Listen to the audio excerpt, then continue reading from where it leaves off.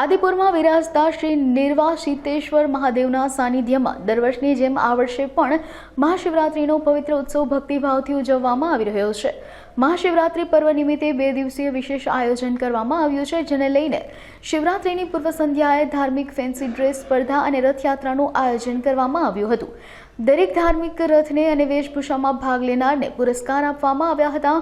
શિવરાત્રીના દિવસે મંદિર સવારે 4 વાગ્યાથી લઈને સતત ભક્તજનો માટે ખુલ્લું રહેશે।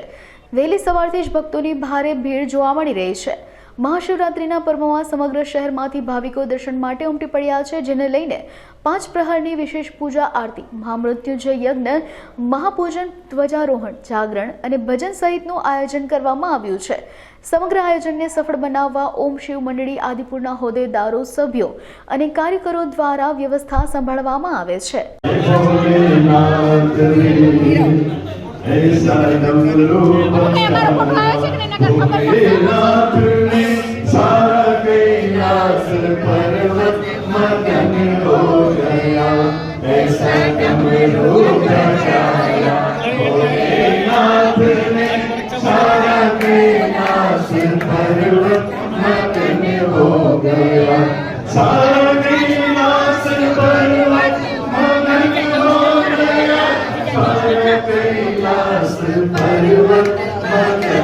सब लोग ऐसे करो, डमरू डमरू बजाया भोलेनाथ ने सारा कैलाश पर्वत मगन हो गया।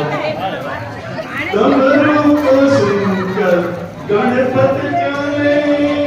मारू नाम ममता राजाणी छे અને હું આદિપુરમાં રહું છું। આજે મહાશિવરાત્રીનો મોટો પર્વ છે। ઓમ નમઃ શિવાય, શિવ સદા સહાય।